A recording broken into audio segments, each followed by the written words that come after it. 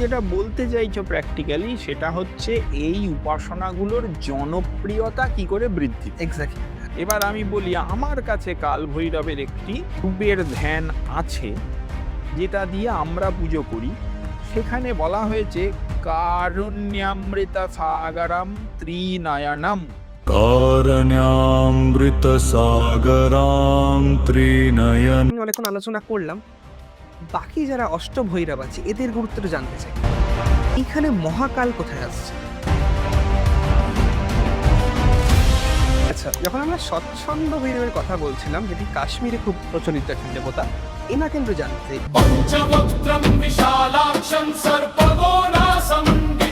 তো কাল ভৈরবের কথা আমি বলি, খুব শুনতে হয়তো অনেকে রাগ করবেন, কিন্তু কাল ভৈরবের পূজা ইত্যাদি যারা করছেন, ইন্ট্রো দেখে আপনারা বুঝতেই পেরেছেন এই ভিডিওতে আমরা কথা বলেছি কাল ভৈরব নিয়ে, কাল ভৈরব সাধনা নিয়ে, এবং কাল ভৈরবের অথেন্টিক ধ্যান মন্ত্র যেটা ব্রহ্মানন্দজি আমাদের বলেছেন সেটা কিন্তু আমরা লিরিক্স ভিডিও করেও এই ভিডিওতে দিয়ে রেখেছি।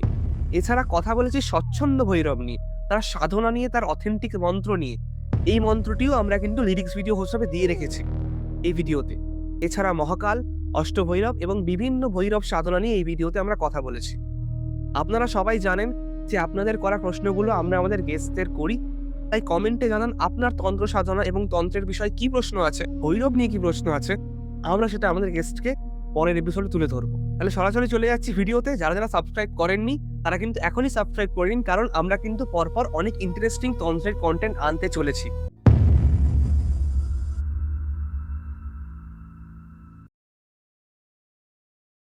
নমস্কার সবাইকে, স্বাগত লোকান্তর রেডিওর আরেকটি এপিসোডে। আজকে আমাদের সাথে যেরকম কথা দিয়েছিলাম, ব্রহ্মানন্দজি আবার আমাদের সাথে এসেছেন। আমরা আজকে ভৈরব নিয়ে আলোচনা করব, ভৈরব তন্ত্র নিয়ে আলোচনা করব, ভৈরব সাধনা নিয়ে আলোচনা করব।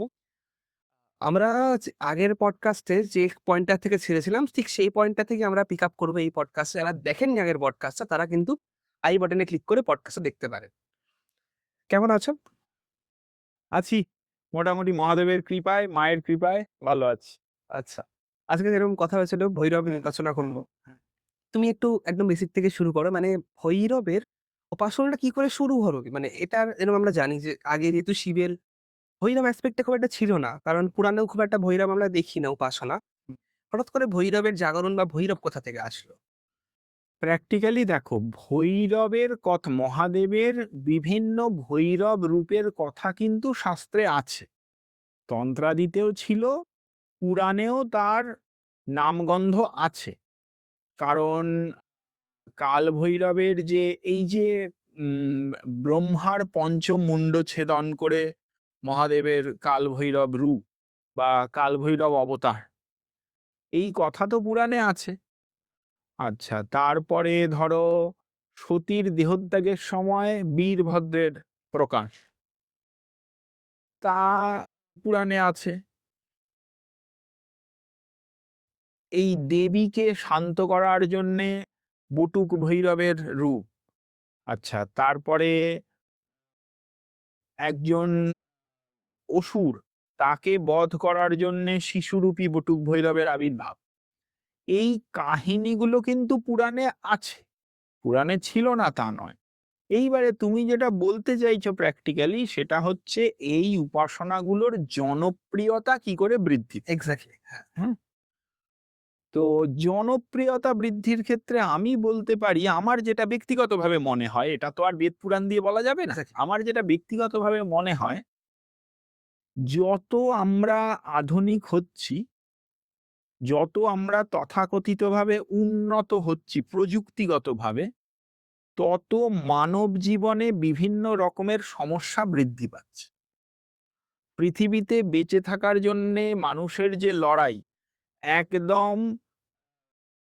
গ্রাসরুট লেভেল থেকে একদম অনেক একদম উঁচু পর্যন্ত প্রত্যেকেরই কিন্তু বেঁচে থাকার জীবন সংগ্রাম আছে, প্রত্যেকের। এই জীবন সংগ্রাম যত বৃদ্ধি পাচ্ছে, মানুষ তত এই জীবন সংগ্রাম থেকে মুক্তির জন্য, বেশ কিছু মানুষ যারা জীবন সংগ্রাম থেকে মুক্তির জন্য ঈশ্বরের কৃপা চাইছে। এইবারে সংগ্রাম যত উৎকট হচ্ছে, তত মানুষের মনে এই রকম ভাবনা যাচ্ছে যে যত যত উগ্র মূর্তির আমি উপাসনা করব, তত তত এরা আমার উৎকট বিপদ থেকে বেশি রক্ষা করবে। মানে উগ্র মূর্তি ইজ মোর পাওয়ারফুল দেন মা লক্ষ্মী বা মা সরস্বতী, হ্যাঁ, হ্যাঁ, বা মহাদেব, মহাদেব, হ্যাঁ। বা শঙ্খচক্র গদা পদ্মধারী বিষ্ণু। হ্যাঁ, এরকম ভাবনাও মানুষের আছে। তো বিষ্ণু তো শুয়েই থাকেন, শান্তাকারম ভুজগশয়নম, কি আর করবে। ওই জন্য দেখি নরসিংহ এখন বেশি একটু ফেমাস হয়ে গেছে। তো এই ধারণাগুলোর থেকে কিন্তু উগ্র রূপগুলোর উপাসনা ধীরে ধীরে বৃদ্ধি পেয়েছে। আচ্ছা, এই দেবতার এনার উপাসনা কিরকম? মানে এনার ধ্যান ইত্যাদি আমরা কোথা থেকে পাই? দেখো, কাল ভৈরবের কথা আমি বলি, খুব শুনতে হয়তো অনেকে রাগ করবেন, কিন্তু কাল ভৈরবের পূজা ইত্যাদি যারা করছেন তারা বিভিন্ন স্তোত্র ইত্যাদি নির্ভর করে, স্তব স্তুতি নির্ভর করে উপাসনা করছেন। একদম পিওর তান্ত্রিক ওয়েতে কাল ভৈরবের নির্দিষ্ট মন্ত্রে ঋষি, ছন্দ, দেবতা, ন্যাস, বিনিয়োগ, ধ্যান, এইভাবে যেরকম শক্তি উপাসনা করা হয় বা অন্যান্য দেবতাদের সদাশিবের বা শিবের বাকি রূপের যেরকম থাকে। আছে, কাল ভৈরবের এরকম স্পেসিফিক সিস্টেম বেশিরভাগ মানুষই দেখাতে পারেন না। তারা জেনে বা না জেনে, অনেকেই না জেনেই করে যাচ্ছেন, বললে বিশ্বাসও করেন না, যে তারা মূলত যে উপাসনা বা যা যা ফলো করে যাচ্ছেন সেগুলো মূলত স্তব স্তুতি নির্ভর। কাল ভৈরবের যে মূর্তিটা দেখতে পাচ্ছি, যেরকম দক্ষিণাকালীর যে মূর্তিটা আমি দেখতে পাচ্ছি, বা মহিষাসুরমর্দিনী দশভুজা দুর্গার যে মূর্তিটা দেখতে পাচ্ছি, তার যেমন পুঙ্খানুপুঙ্খ বর্ণনা দেওয়া ধ্যান মন্ত্র আছে, তেমন পুঙ্খানুপুঙ্খ বর্ণনা দেওয়া ধ্যান মন্ত্র কাল ভৈরবের জন্যে কজনের কাছে আছে এটা কিন্তু সন্দেহজনক। দেখো, সরস্বতীর ওই যে ইয়া কুন্দেন্দ্র তুষার, এই যে স্তুতি, এই স্তুতি নির্ভর করে সরস্বতীর উপাসনা উত্তর ভারতে বেশিরভাগ জায়গায় হয়। কিন্তু আমাদের কাছে কিন্তু সরস্বতীর স্পেসিফিক বর্ণনা সহ ধ্যান মন্ত্র আছে। বেঙ্গল কিন্তু এটা বেশি করে ফলো করে।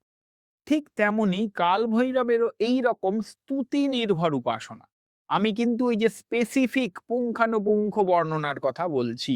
যেমন দুর্গাপুজো করতে বসে জটাজুটা সমাযুক্তা মার্ধেন্দ্র কৃতশেখরাম বলে যে ধ্যানটি শুরু করলে, সেই ধ্যানে দেবীর কোন পা সিংহের পিঠে, কোন পা মহিষাসুরের পিঠে, কোন হাতে কি ধরে আছেন, কোন দিকে হেলে দাঁড়িয়ে আছেন, কোন দিকে বেঁকে দাঁড়িয়ে আছেন, সমস্ত ডিটেলস।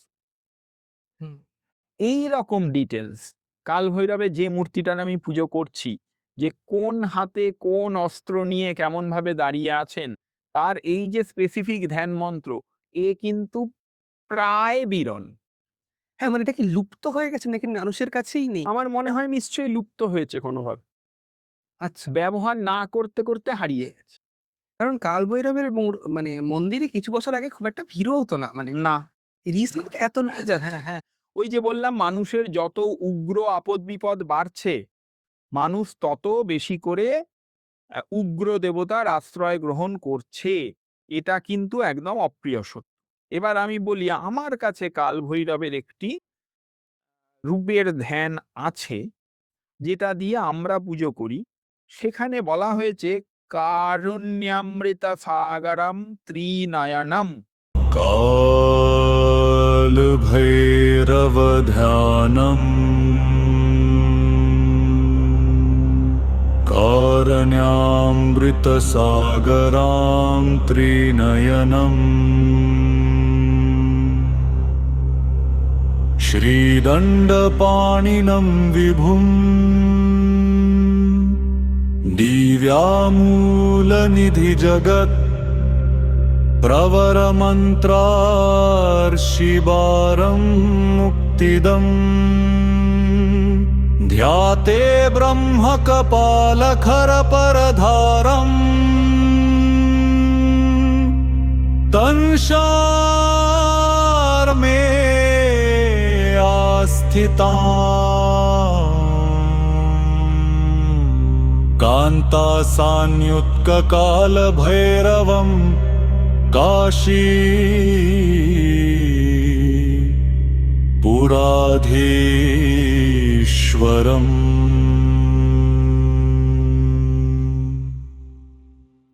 এই যে মন্ত্রটাতে কিন্তু কাল ভৈরবের প্রচলিত রূপ আমরা দেখতেই পাচ্ছি। এখানে কি বলেন? এখানে বলা হচ্ছে দণ্ডাপানিং বিভুং, তার হাতে একটি দণ্ড রয়েছে এবং ব্রহ্ম কপাল খারপার ধারাম, অর্থাৎ প্রজাপতি ব্রহ্মার মুন্ড বা খুলি দ্বারা তৈরি কপাল পাত্র তিনি, তার মানে এবং সারমেয়া স্থিতাম, অর্থাৎ দণ্ড এবং কপাল, তার মানে এখানে তো দুটো হাত পাওয়া গেল। হ্যাঁ, এক হাত না, এক হাতে দণ্ড, এক হাতে কপাল, বা বাঁ হাতে কপাল, ডান হাতে দণ্ড নিয়ে তিনি দাঁড়িয়ে আছেন। সারমেয়া স্থিতাম এই কথা বলা হয়েছে, মানে সারমেয় বা কুকুরটি রয়েছে তার সঙ্গে। আচ্ছা। হ্যাঁ, কিন্তু এই যে রূপের এই যে ধ্যান মন্ত্রটা, এই ধ্যান মন্ত্রটাতে কিন্তু দুটো হাত দেখতে পাচ্ছি। সেই জন্য আমরা কালো ভৈরবের যে মূর্তি আমার বাড়িতে, আমার কালীর পাশে তার যে মূর্তি রয়েছে পঞ্চধাতুর মূর্তি, সেই মূর্তি কিন্তু একদম নিটল এইরকম সারমেয়র ওপরে দাঁড়িয়ে আছেন, এক হাতে দণ্ড, এক হাতে এই যে কাল ভৈরবের, আমি বলতে চাইছি এই রকম রূপ ও বর্ণনা যুক্ত চতুর্ভুজ মূর্তির পুঙ্খানুপুঙ্খ বিবরণ কিন্তু আমি পাই, কিন্তু তন্ত্রোক্ত উপাসনা করতে গেলে এরকম দরকার। তো এইগুলো হচ্ছে কিছু প্রবলেম। এবারে কাল ভৈরবের উপাসনা দেখো, একটা সময়ে কাল ভৈরবের উপাসনা ছিল। কাল ভৈরবের উপাসনা ক্ষেত্রপাল হিসেবে ক্ষেত্রগুলোতে ছিল, উজ্জয়নে ছিল, বেনারসে চিরকাল ছিল, আজকের মন্দির নয়, চিরকাল ছিল, কারণ তিনি ক্ষেত্রের রক্ষাকর্তা এবং হিসেব মতো প্রতিটা শক্তিপীঠেরও তিনি রক্ষাকর্তা। কাজেই প্রতিটা শক্তিপীঠেও ক্ষেত্রপাল হিসেবে কাল ভৈরব থাকা উচিত। হয়তো সব জায়গায় ছিলেন, অধিকাংশ জায়গায় এখন আর আমরা হয়তো খুঁজে পাচ্ছি। যেমন দেবীর ভৈরব থাকবেন প্রতিটা জায়গায়, তেমন ক্ষেত্ররক্ষক হিসেবে কাল ভৈরবও কিন্তু থাকবেন।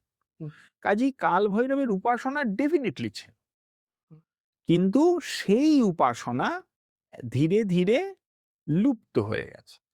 কাল ভৈরবের উপাসনা সবচেয়ে বেশি কারা করতেন? মূলত ত্যাগী শৈব সাধকরা, যারা একদম গৃহত্যাগী শৈব সাধক, মানে কাপালিক ধরনের। কাপালিক বা এই যে অঘরী, যারা গৃহত্যাগী শৈব সাধক। এইখানে কতগুলো জিনিস বলি। দেবতার রূপ, দেবতার বাহন, দেবতার আয়ুধ, এই জিনিসগুলোও কিন্তু অনেক সময় দেবতার অর্চনার প্রকার এবং তার স্থিতিকে বোঝায়।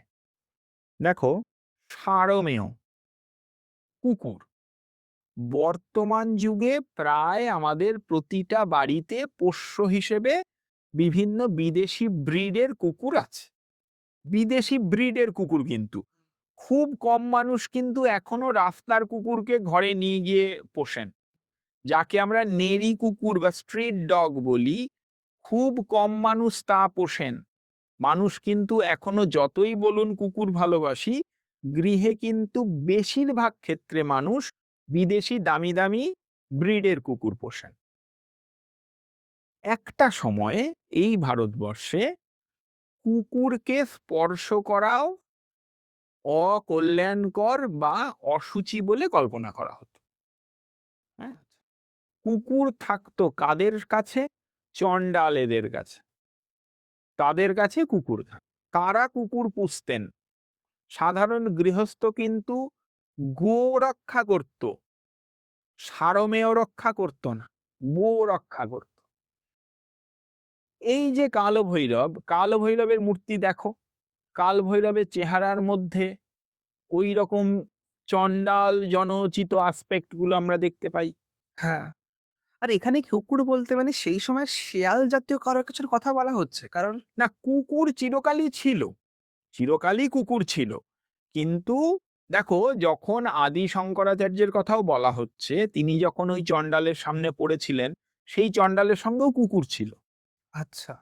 তার মানে কুকুরগুলো পোষা কুকুর। হুম। হ্যাঁ, তার মানে তখনও কুকুর পোষা হতো, কিন্তু কুকুর পুষতো একটু সমাজের বাইরের মানুষেরা, আচ্ছা, মানে ওটা ভালো চোখে দেখা হতো না। দেখা হতো না। এই জন্যেই কাল ভৈরবের উপাসনাও কিন্তু সমাজের বাইরের লোকেদের মধ্যেই একটা সময়ে বেশি প্রচলন ছিল।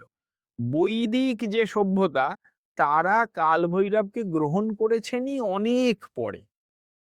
আচ্ছা। তুমি দেখো, তুমি পুরাণের গল্পটাই দেখো, দক্ষ প্রজাপতি বীরভদ্র ইত্যাদিকে, মহাদেবকেই কি কি ভাষায় ভৎসনা করছেন।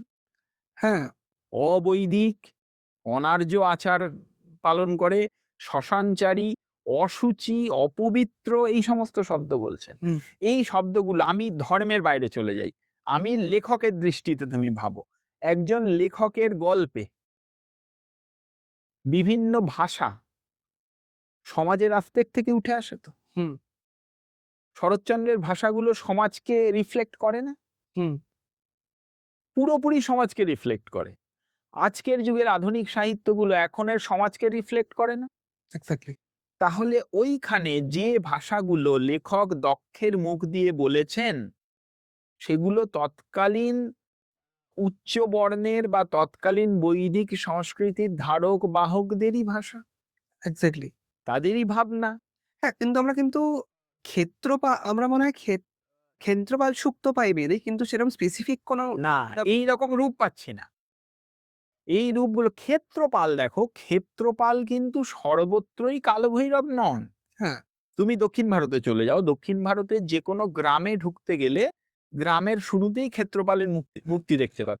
বিরাট বড় একটা মূর্তি, সেই গ্রামে তার একটা কিছু অদ্ভুত নাম আছে, প্রত্যেকটা গ্রামের নাম আলাদা, একটা কিছু অদ্ভুত নাম আছে। তিনি হয় ত্রিশূল, নয় মুগুর, নয় তরোয়াল, কিছু একটা নিয়ে দাঁত মুখ খিঁচিয়ে দাঁড়িয়ে আছেন, দ্যাট ইজ ক্ষেত্রপাল। তারা কেউ কাল ভৈরব নন। হুম। কাল ভৈরব বিশেষ বিশেষ ক্ষেত্রের ক্ষেত্রপাল। আচ্ছা, উনি মানে শিবক্ষেত্র বা শক্তিপীঠগুলির ক্ষেত্রপাল। আচ্ছা। আর উনি তো প্রত্যক্ষ শিব, যেটা আমরা শুনতে পাই। হ্যাঁ, নিজেই শিব। শিবেরই তো প্রকাশ। মানে আমি মানে এইজন্য জিজ্ঞেস করলাম, কারণ অনেক সময় হয় না যে একটা দেবতা তার পূর্ণ হয়তো রূপ নয়, বা সেই দেবতার একটা এইগুলো দেখো, আর যে পরম শিব বা সদাশিব যাকে বলছি, এই সমস্ত রূপগুলো তার বিভিন্ন অংশ এবং কলা। আচ্ছা।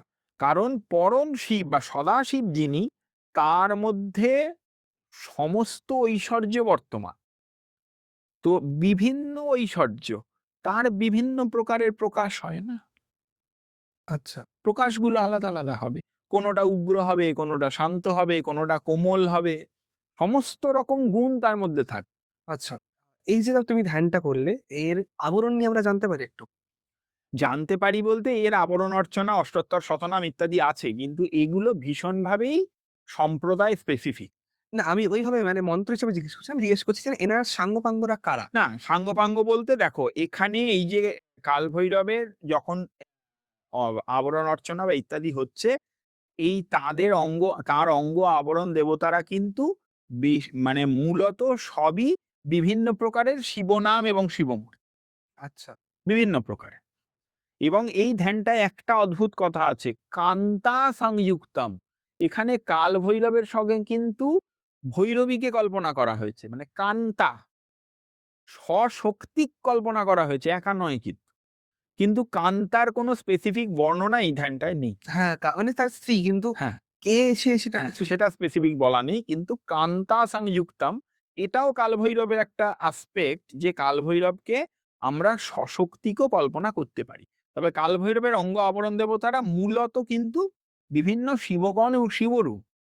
আচ্ছা, এখানে কি সদাশিবের মতন একই গণরা থাকে এখানে? না না, প্রত্যেকটা দেবতার ক্ষেত্রে তার রূপ অনুযায়ী না। এই যে দেখো, এই যে কাল ভৈরব, 8 জন ভৈরবও তার চারপাশের অষ্টদলে থাকবে। আচ্ছা, অষ্টভৈরব তো অষ্টভৈরব থাকবেন। আচ্ছা, অষ্টভৈরব থাকলে অষ্টভৈরবের অষ্টশক্তি থাকবেন। এইগুলো হচ্ছে একদম কমন, এগুলো থাকবেন। আচ্ছা, উনার সরঙ্গ দেবতারা থাকবেন। উনার একটি স্পেসিফিক বেশ বড় একটি মন্ত্র আছে আমাদের ক্রমে।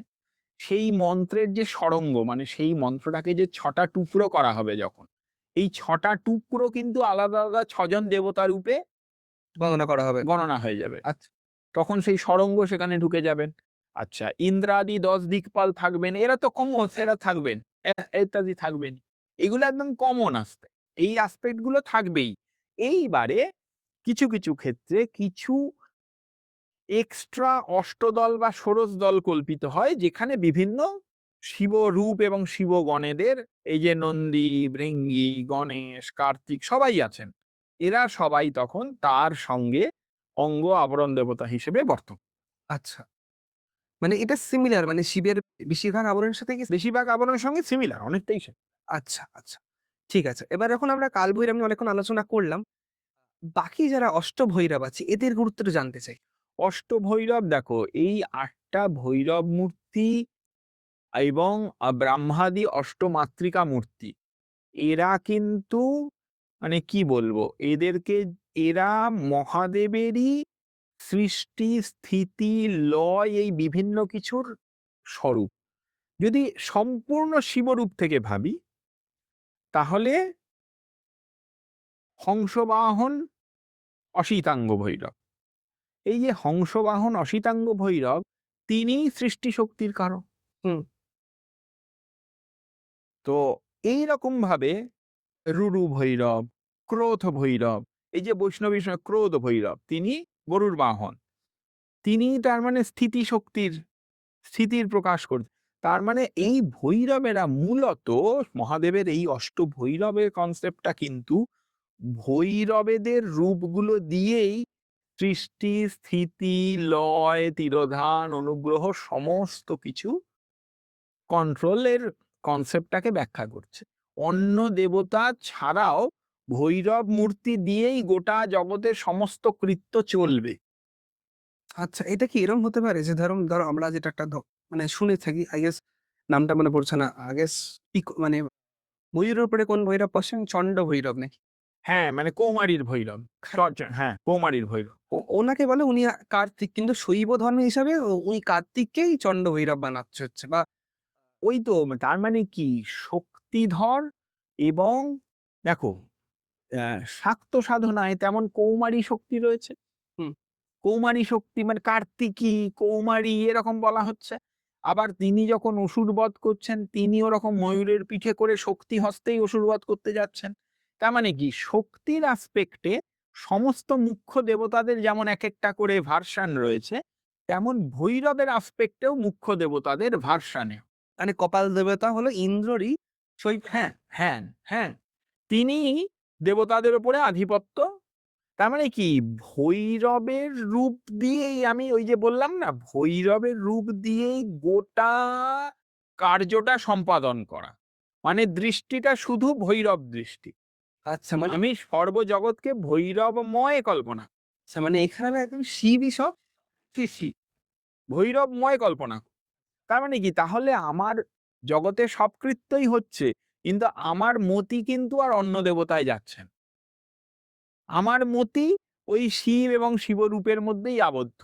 সেখান থেকেই আমি সমস্ত রকমের জাগতিক এবং মহাজাগতিক কৃত্য, লৌকিক এবং অলৌকিক সমস্ত কৃত্য সম্পাদিত হতে দেখছি। আচ্ছা।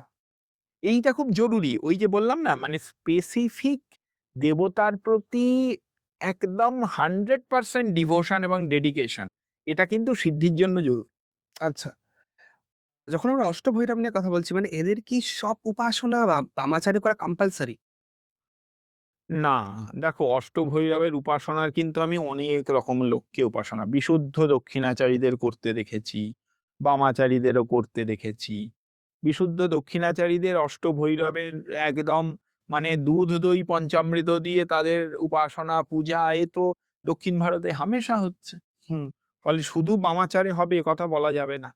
সাধক যেমন, সেই অনুযায়ী সাধনা। আচ্ছা, আর এদের মনে হয় সব ভৈরবই কাল ভৈরবের মতন উগ্র নয়। না, সব ভৈরব কাল ভৈরবের মতো উগ্র নন। এই যে নাম যতই শুনতে উগ্র হোক, এবং এদের মূর্তিগুলোতে এদের মনে মুখে, এদের মুখে দেখবে কিছু কিছু অধিকাংশ ধ্যানেই এদের মুখে একটু দাঁতের কথা বলা হয়েছে, এদের চুলগুলো একটু উড়ছে, মানে ভৈরবের মধ্যে একটা কোপের ভাব থাকবেই ভৈরব মূর্তিতে। কিন্তু তাই বলে সবাই যে ভয়ঙ্কর রূপযুক্ত এমন নয়। ব্যাপারটা কি? মানে অর্ধ সৌম্য অর্ধ উগ্র রূপও আছে, আবার ১০০% উগ্র রূপও আছে। তবে ভৈরবের নামের সঙ্গেই একেবারে সৌম্য মূর্তি যায়, তাহলে তাকে ভৈরব বলতেই হবে। এক্সাক্টলি, আচ্ছা।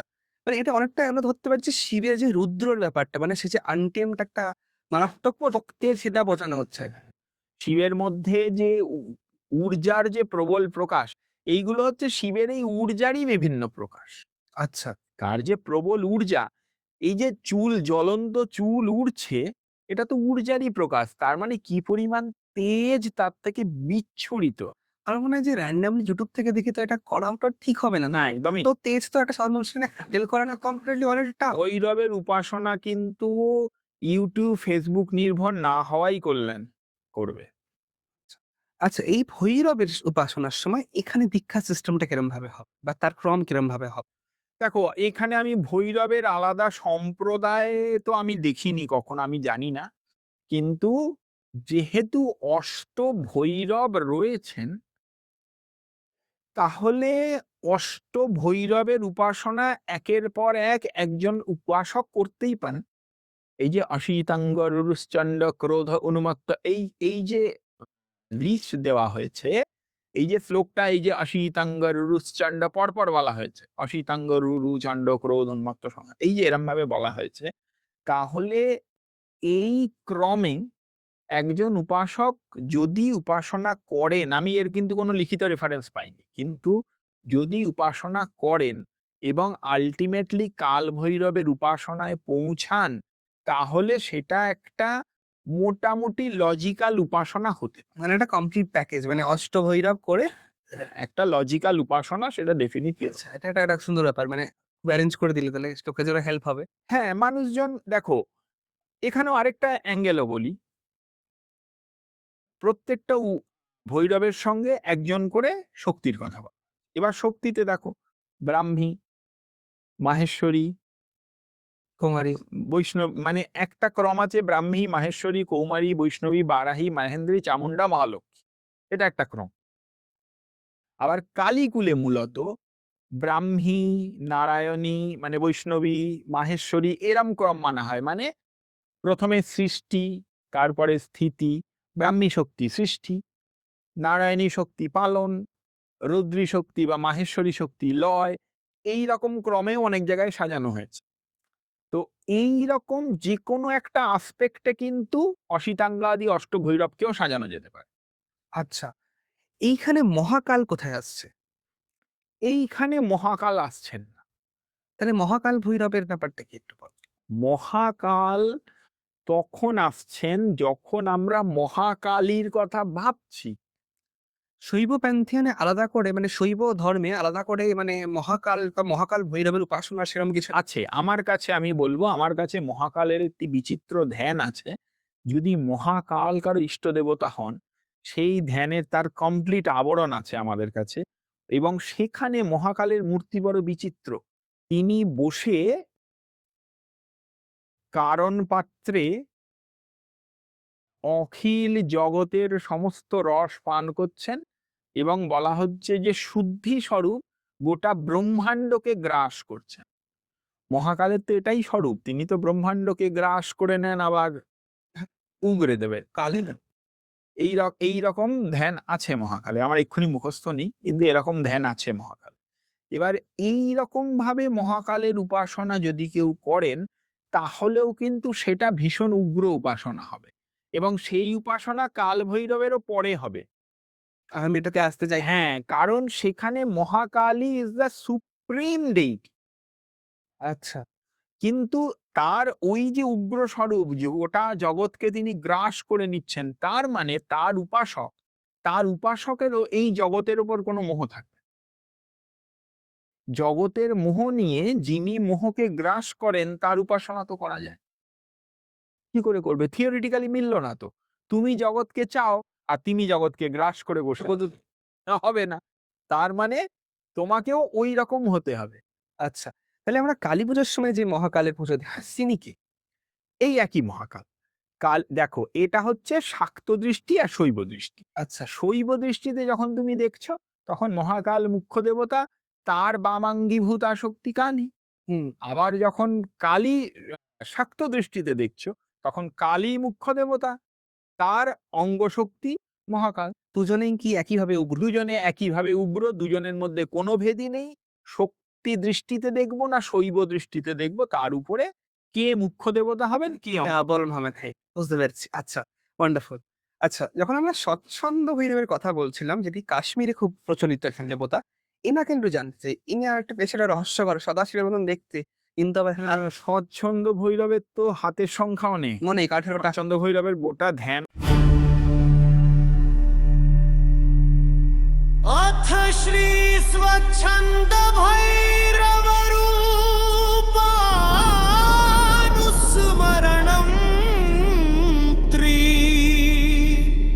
पंचनयनं देवं जटामुकुटमण्डितम् चन्द्रकोटि प्रतिकाशं चन्द्रार्धकृतशेखरम्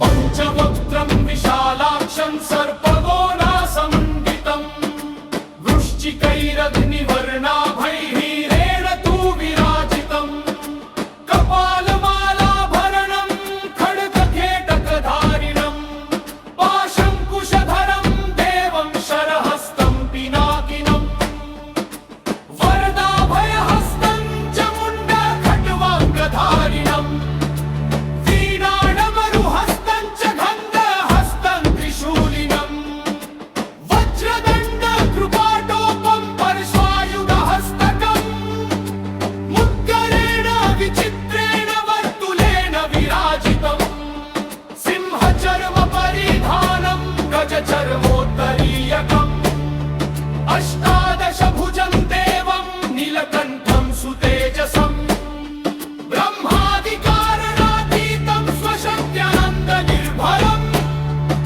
नमामि परमेशानं स्वच्छन्दं वीरनयकम्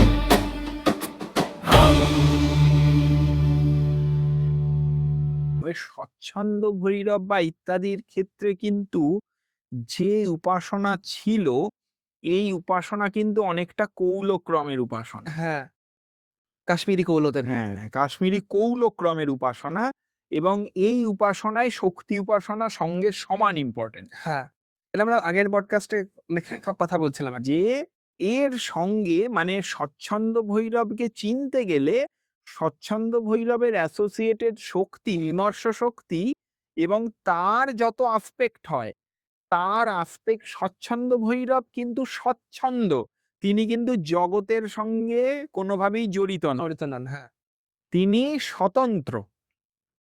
তার যে শক্তি, তিনি জগতের চালিকা পালিকা সবকিছু শক্তি। হুম, কাজী প্রথমে কৌলক্রমে সেই শক্তিকে বুঝে না নিতে পারলে তার কাছে পৌঁছানো যাবে না, আচ্ছা, বা তাকে ভাবা যাবে না। কারণ তিনি তার সঙ্গে স্বচ্ছন্দ ভৈরবের প্রাচীন যে ছবিগুলো দেখবে, সেখানেও তিনি কিন্তু তার সঙ্গে অঙ্গাঙ্গিভাবে জড়িত। হুম, দুজনে দুজনকে আলিঙ্গনবদ্ধ মূর্তি পাওয়া যায়। তো এই যে রূপ, এটা কি বোঝায়? মানে সংশ্লিষ্ট, আশ্লিষ্ট অবস্থায় দুজন রয়েছেন। এই যে আশ্লিষ্ট অবস্থা, তার মানে কি? তার প্রকাশ এবং বিমর্ষে মূলত কোনো তফাৎ নেই। প্রকাশ এবং বিমর্ষ একে অপরের সঙ্গে অঙ্গাঙ্গিভাবে জড়িত, কিন্তু কৌলক্রমের দ্বারা স্বচ্ছন্দ ভৈরবের জায়গায় পৌঁছাতে। আচ্ছা। ওখানে জিনিস দেখা যায় যে আমরা অনেক তন্ত্রে বা অনেক জায়গায় মানা হয় যে কলিযুগের শুরুতে মহাদেব শ্রীকণ্ঠ রূপ ধারণ করে কৈলাস এসে কি মানে আছেন। এখানে দেখাচ্ছে সদাশিব বা শ্রীকণ্ঠ রুদ্র এই স্বচ্ছন্দ ভৈরবকে হাতে তুলে রেখেছেন, মানে হাতে তুলে, এই কথাটার মিনিংটা কি বোঝাচ্ছে? এইটা দেখো, মানে এগুলো মানে নানা রকমের ভাব হয়তো। স্বচ্ছন্দ ভৈরবকে তিনি যে ধারণ করে রয়েছেন, তার এরম একটা ব্যাখ্যা আমরা করতেই পারি যে তিনি কলিযুগের মানুষের সঙ্গে তার ব্রিজ হিসেবে কাজ করছেন। আচ্ছা, মানে তার যে পরম সত্তাটা, সেটাও তো কলিযুগের মানুষ বুঝবে তার কৃপা প্রাপ্ত হলে তবেই। হুম কৃপা ছাড়া তো বুঝবে না। হুম কাজে সেখানে শুড বি একজন মিডিয়েটর, যিনি তাকে ধারণ করে আছেন, মানে যিনি তার জ্ঞান বা ভাব বা দর্শনটাকে ধারণ করে রেখেছেন নিজের আচ্ছা। মধ্যে, তবেই তিনি কৃপা করে, তিনি তো গুরু, হুম তিনি তবে কৃপা করে সেটার বিস্তার করবেন জগতে। তা না হলে স্বচ্ছন্দ ভৈরবের ওই মূল স্বরূপকে বোঝার ক্ষমতা সাধারণ মানুষের সাধারণ ভূমিকা থেকে হবে না। হ্যাঁ, আমরা যখন দেখছি এই এতগুলো শিবের রূপ, মানে এতগুলো বলতে আমরা শৈবতন্ত্র হাজার হাজার রূপ, হ্যাঁ হাজার হাজার। এবার একজন কি করে বুঝবে তার ইষ্ট দেবতা কোনটা? এইটা না ভীষণ ভাবে আমি বলবো গুরু নির্ভর হওয়া ভালো, কারণ ইষ্ট দেবতা হওয়া উচিত চয়েস করে নয়। ইষ্ট দেবতা হওয়া উচিত যে সাধক গেছে তার মনের গঠন অনুযায়ী। আচ্ছা, মানে এবার ধরো এটা বোঝার দায়িত্ব একদম গুরুর, যে তার মনের গঠন কেমন, কোন স্বরূপ তার জন্য প্রাথমিকভাবে সাহায্য করবে। আচ্ছা। মানে ব্যাপারটা এরম হওয়া উচিত নয় যে একজন দেবতার ছবি আমি এই মানে কোথাও অনলাইনে দেখেছি, তার অনেক হাত, অনেক পা, অনেক মাথা, দেখে বেশ লাগলো, মানে আমি তাকে নিয়ে দিলাম। না, এটা পদ্ধতি নয়। আচ্ছা মানে ফ্যান্টাসি যেন না হয় ধর্মটা। আচ্ছা আচ্ছা, আমরা এখন অঘোরের কথা বলি। এই অঘোর কি ভৈরব ক্রমের উপাসনা মধ্যে পড়ে নাকি নর্মাল মানে শৈব সিদ্ধান্তের না, দেখো শৈব সিদ্ধান্তে যদিও অঘোর টিকা ইত্যাদি আছে, কিন্তু অঘোর মূর্তির মূল সাধনা কিন্তু ভৈরব ক্রমের সাধনার সঙ্গেই মিলবে, কারণ অঘোরাচার হচ্ছে চরম ত্যাগের আচার। একজন অঘোরী মহাদেবের দক্ষিণ মুখ, দক্ষিণ মুখ মানে দক্ষিণ দিকের অধিপতি দেবতা হচ্ছেন যম, সাউথ ডাইরেকশন। হ্যাঁ, অধিপতি দেবতা যম, তার মানে দক্ষিণ দিক হচ্ছে মৃত্যুর দিক। তাহলে তিনি, এবং অঘোর মূর্তির ধ্যানও কিন্তু ওরকমই উগ্র। যে অঘোর মুখটা, তার ধ্যানও দেখো দংষ্ট্রা করাল, উগ্র কালো মুখ। হ্যাঁ, তার মানে তিনি কিন্তু ধ্বংস স্বরূপ, মৃত্যু স্বরূপ। তাহলে তার উপাসনা পদ্ধতি তীব্রই হওয়া উচিত। তীব্র বীর ভাব ছাড়া তার উপাসনা কি করে সম্ভব? তার উপাসনা তো দেবতার ভাবের সঙ্গে মিলতে হবে। আচ্ছা, টিউনিংটা ভীষণ জরুরি। মানে আমি যে রূপের উপাসনা করছি, আমার সেই ভাব গ্রহণ করা এবং সেই ভাব উপযোগী সাধন মার্গের দ্বারা তাকে সাধন করা। মানে সেই সাধনা বা সেই পথে তোমাকে একটা আনন্দ পাওয়া উচিত। মানে এটা ব্যাপারটা বৈষ্ণবকে নিয়ে তো অঘোর না, ওই যে একটা কথা বলা হয়েছে না, দেবং ভূত্বা দেবং যজেত। তার মানে দেবতার উপাসনা করতে গেলে সেই দেবতার ভাবানুবর্তী আমাকেও হতে হবে। আমার ভাব আর ওই স্বরূপের ভাব যদি না মেলে, তাহলে তো কোনো সাধনা হবে না। আচ্ছা, এখানে একটা আমি জিজ্ঞেস করবো একটা খুব ইম্পর্টেন্ট কোয়েশ্চেন, যে দেখো অঘোরী বলতে এখানে কিন্তু আমি ওই যারা আমরা দেখি শ্মশানচারী অঘোরীদের কথা বলছি না, আমি নর্মাল আমাদের যেরকম আমরা তান্ত্রিক হই সেই তান্ত্রিকের কথাই বলছি। তারা কি অঘোর যে মূর্তি, যেরকম অঘোরা মূর্তি, অঘোর রুদ্র, অঘোর ভৈরব, এদের উপাসনা কি গৃহে করা যায়? আমি আমার নিজের মত বলি, যদি নিজের হৃদয়কে শ্মশান করতে পারা যায় তাহলে ঘরে বসেও করা যায়, কিন্তু তখন তোমার ঘরটা হয়তো অন্যের ঘরের মতো আর থাকবে না। তোমার মন যদি শ্মশান হয়ে যায় তাহলে তুমি তো আর সেই অ্যাটাচমেন্ট ফিল করবে না। তখন তুমি ঘরে আছো না শ্মশানে আছো প্র্যাকটিক্যালি কিছু ম্যাটার করে না, কিন্তু তোমার হৃদয় শ্মশান হতে হবে। আচ্ছা, আর যদি শ্মশানে বসে তুমি উপাসনা করে আসো গৃহের কল্যাণের জন্য, তাহলে ওটাও কিন্তু উপাসনা। আচ্ছা, মানে আরেকটা ব্যাপার যে মানে এত উগ্র উপাসনা করলে কি ঘরে কোনো এফেক্ট হতে পারে? ধরো কারোর ঠাকুর ঘরটা একটু মানে সেপারেট মেন বাড়ি থেকে, সে এখানে বসে সে যে কোনো সে শক্তি হোক শিব হোক, আমি একদম জাগতিকভাবে বলি যে অনেক সময় এতে কিছু নেগেটিভ ইম্প্যাক্ট দেখতে পাওয়া যায়। আচ্ছা, কিন্তু আমি ব্যক্তিগতভাবে বলবো, আমার বিশ্বাস হচ্ছে এইগুলো ঠিক নেগেটিভিটি নয়, এইগুলো হচ্ছে দেবতারই কৃপা। যখন একজন ব্যক্তি উগ্র মূর্তির উপাসনা সেই উগ্র ভাব নিয়ে এবং সম্পূর্ণ ত্যাগের ভাব নিয়ে করবেন, তখন দেবতাও চারপাশের পরিবেশটা ধীরে ধীরে ওরম করেই তৈরি করে নেন, শ্মশানের মতন করে দেবে জায়গা। করে নেবেন জায়গাটাকে। সেটা অকল্যাণ নয়, ওটা দেবতারই কৃপা, কিন্তু সাধারণ দৃষ্টিতে ওটাকে অকল্যাণ বলে। হ্যাঁ, মানে আমি একজনকে ইনভাইট করছি, তার নেচারটাই তো ওরকম, হ্যাঁ, তার নেচারটাই environment-টা ওরকম হয়ে তার যাচ্ছে। কৃপা ওরকমই হবে। আচ্ছা আচ্ছা। তিনি ক্ষতি করছেন তা তো নয়, কিন্তু আমরা আমাদের ওই চাওয়া পাওয়ার দৃষ্টিতে ওটাকে ক্ষতি ভাবছি। আচ্ছা, বুঝতে পেরেছি। এটা এটা খুব ইম্পর্টেন্ট ছিল জানার, কারণ অনেকজনের ডাউট থাকে যে আচ্ছা কাশী কোতওয়ালের যে মূর্তি, সেটা ছবি কি বাড়িতে রাখা যায়? আমার তো মনে হয় ওই যে মূর্তি, সেই মূর্তিটা মূলত তো শৃঙ্গার মূর্তি, হ্যাঁ। এবং কোনো জায়গার শৃঙ্গার মূর্তি রাখতে খুব একটা অসুবিধা হওয়ার কথা নয়, যদি মনে ভক্তি থাকে। আচ্ছা, বা এমনি আমরা যেরকম কালভৈরবের মূর্তি দেখি, খুব উগ্র দেখতে, ত্রিশূল, 4টে হাত, সেটা কি? সেই মূর্তি আমি বলবো উগ্র দেবতাদের মূর্তি গৃহে রাখলে তার সেই প্রকার সম্মান বজায় রাখতে জানতে হবে। উগ্র দেবতার মূর্তি আমি যদি বেডরুমে রেখে দিই, সেটা তো আমার বেডরুমের এনভায়রনমেন্টের সঙ্গে মিলে না, ফলে সেটা তখন অসুবিধে করবে। আচ্ছা, এইগুলো বুঝতে হবে। কালভৈরবের একটা ছবি খুব পছন্দ হয়েছে, আমি এনে একটা ম্যারেড কাপল, নিউলি ম্যারেড কাপল তার বেডরুমে টাঙিয়ে দিল, সেইটা তো ঠিক না। আচ্ছা আচ্ছা।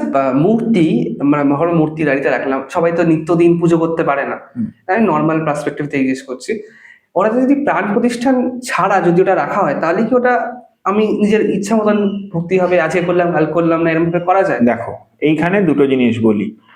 মূর্তিকে তুমি যদি শুধু ধ্যানের জন্য রেখে দাও, যে রাখা আছে, তুমি তোমার ধ্যানের সুবিধার জন্য মূর্তিটাকে একটা আসপেক্ট হিসেবে ব্যবহার করছো, কল্পনার জন্য। কল্পনার সুবিধার জন্য। সাধকানাম হিতার্থায় ব্রহ্মণ রূপকল্পনা, সেই কনসেপ্টে তুমি মূর্তিটা সামনে রেখে তোমার ধ্যানের সুবিধার জন্য তুমি ব্যবহার করছো, তাহলে কোথাও কোনো দোষ নেই। আচ্ছা, এবার তুমি যদি তাকে অর্চা বিগ্রহে পরিণত করো, তাহলে তার নিত্য সেবা মাস। প্রাণ প্রতিষ্ঠান না করলে রেস্ট্রিকশনটা কম্পারেটিভলি কম। হ্যাঁ, আচ্ছা তুমি তাকে ঠিক প্র্যাকটিক্যালি তাকে পুজো করছো না, আচ্ছা। তুমি ধ্যানের সুবিধার তোমার চোখ বন্ধ করলে ওই রূপটা চট করে মনে ভেসে উঠবে, সেই জন্য সামনে রূপটা রেখেছি। আচ্ছা, চোখ খুললে ওটা দেখলে ধ্যানটা ভেঙে গেল, তখন চোখটা আবার বন্ধ করে ওইটা ভাবতে সুবিধা হচ্ছে। হ্যাঁ। তাহলে সেটা অর্চাবতার নয়, অর্চা বিগ্রহ নয়। আচ্ছা, কিন্তু অর্চা বিগ্রহ যদি হন, তাহলে তিনি কিন্তু জীবন্ত, সেটা কিন্তু প্রাণ প্রতিষ্ঠান করার পরেই হবে। পরে হবে।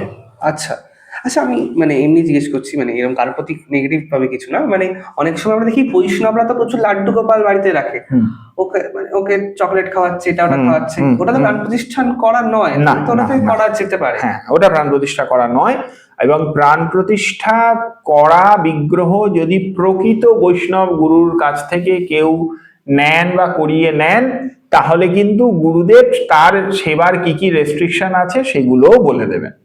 আচ্ছা, এগুলো যারা করেন, মানে যারা প্রকৃত পরম্পরাভুক্ত বৈষ্ণব আচার্যের কাছ থেকে দীক্ষা ইত্যাদি নিয়েছেন, তার কাছ থেকে সেবা নিয়েছেন, তাকে দিয়ে বিগ্রহ প্রতিষ্ঠা করেছেন, তারা কিন্তু খুব শুদ্ধাচারে বিগ্রহ সেবা করেন।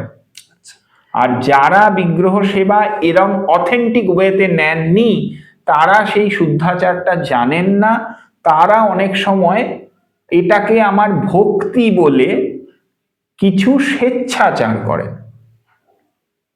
সেটা কিন্তু কোনো প্রপার বৈষ্ণব আচার্য কোনোদিন পারমিট আজ পর্যন্ত করেন।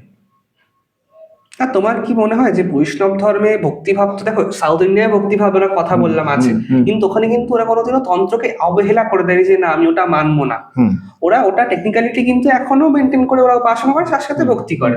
আর তার মানে কি বৈষ্ণবদের মধ্যে টেকনিক্যালিটিটা কতটা হারিয়ে গেছে, আর করে না অতটা। ভক্তি হতে হবে বৈধি ভক্তি, এবং বৈধি ভক্তির মার্গত পরম্পরা ভুক্ত উপযুক্ত গুরুই জানেন, অন্যেরা জানে না। ভক্তির নাম করে অনেকে, আমি বারবার বলছি না, ভক্তির নাম করে স্বেচ্ছাচার করে, তা ভক্তি মার্গেও স্বীকৃত নয়। আচ্ছা, যদি প্রপার বৈষ্ণব গুরুর কাছে যায়, তিনি অনেক রেস্ট্রিকশনে তাকে বেঁধে দেবেন, সেই জন্যই তো যায় না, আচ্ছা, এটা হলো ফ্যাক্ট। নিজে নিজে করে। আচ্ছা, এটা হলো আসল কথা। এইটা হচ্ছে আসল কথা। তুমি একজন ধরো আমাদের যে স্বর গোস্বামী এখানকার, এই স্বর গোস্বামীদের বংশের কারোর কাছ থেকে মালা, তিলক, চন্দন, নাম, মন্ত্র ইত্যাদি গ্রহণ করা কেউ যদি সেখানে নিয়মিত তাদের যাতায়াত থাকে এবং গুরু পরম্পরার আদর্শকে তারা মেনে চলেন, তাদেরকে তুমি কাউকেই এসব স্বেচ্ছাচার করতে দেখবে না। এগুলো যাদেরকে করতে দেখো তাদের কিন্তু কোনো বৈষ্ণবীয় ব্যাকগ্রাউন্ড নেই।